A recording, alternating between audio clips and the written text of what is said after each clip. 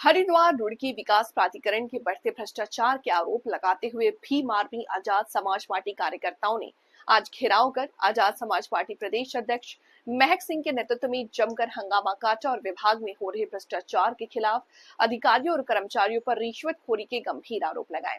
इस पूरे प्रकरण में विभाग के सभी अधिकारी और कर्मचारी कार्यालय से नदारद मिले। आजाद समाज पार्टी प्रदेशाध्यक्ष महक सिंह ने आरोप लगाते हुए कहा कि हरिद्वार रुड़की विकास प्राधिकरण में इस समय भ्रष्टाचार पूरे चरम पर है।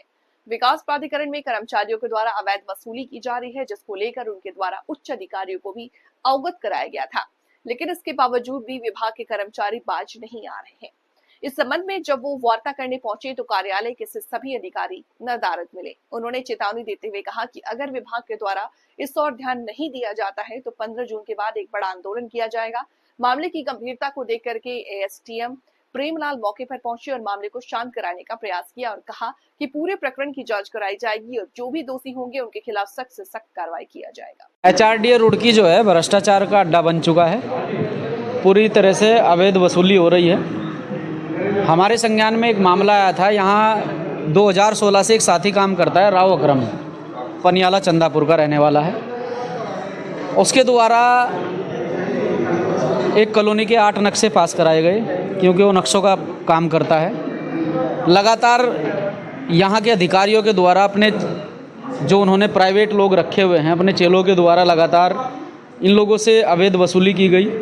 जब मामला चरम सीमा पर चला गया तो राव अकरम के द्वारा मुझे बताया गया।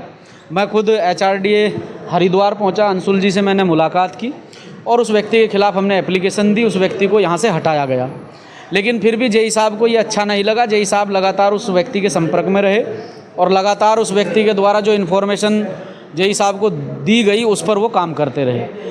नक्शा पास होटल पर जाकर जो राव अकरम के बड़े भाई का है उस पर एचआरडीए रुड़की के द्वारा नोटिस लगाया गया। मैंने अगर उनसे बात की तो बाद में कहते हैं कि वो गलती से लग गया। टाइप इन्होंने किया, लिखा इन्होंने, लगाया इन्होंने। ये कहीं ना कहीं पर्सनली रंजिश या पर्सनली दुश्मनी निकालने की वजह से सारी चीज़ें हो रही हैं। मैंने अगर इनसे बात की किसी के माध्यम से तो इनका कहना ये है कि इस व्यक्ति ने एचआरडीए के खिलाफ हरिद्वार एचआरडीए में शिकायत क्यों की और किसके कहने पर की। से लिए गए हैं उसका पूरा प्रमाण हमारे पास में, वीडियो हमारे पास में, फुटेज हमारे पास में है। जो वीडियो में पैसे ले रहा है 3 लाख रुपए लिए गए हैं। एचआरडीए में आज अधिकारी ही नहीं है। अगर वो अपनी जगह सही है तो हमारा सामना करना चाहिए था।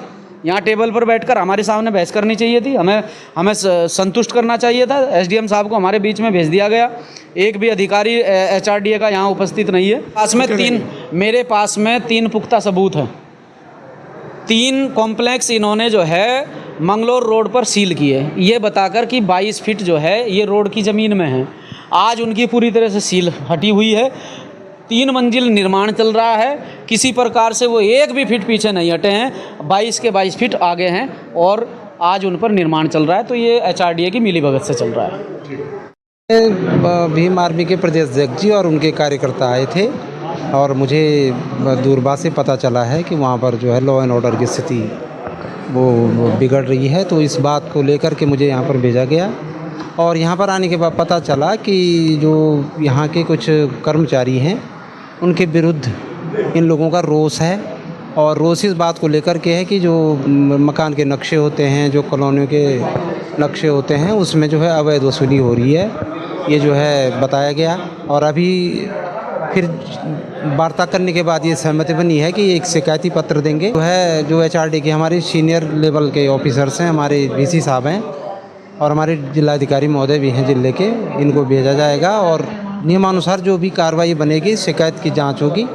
शिकायत जांच होने पर ही ऐसे कर्मचारियों के विरुद्ध कार्रवाई की जाएगी। मेरे संज्ञान में नहीं था कि 2 दिन पहले इन्होंने डाला है, लेकिन मुझे तो ये बताया गया कि आप वहाँ पर जाइए और जो लोग वहाँ पर आए हैं उनके साथ वार्ता करके क्या उनकी डिमांड है, क्या उनकी शिकायतें, उसको बिल्कुल, क्योंकि शिकायती पत्र में जो जिन लोगों को ये नामित करेंगे उनके जो जांच अधिकारी बनाए जाएंगे उस वीडियो की सत्यता की भी जांच करेंगे कि वो वीडियो में क्या सत्यता है। और अगर सत्यता की जांच अगर वो सही पाई जाती है तो निश्चित रूप से उनके विरुद्ध कार्रवाई होगी।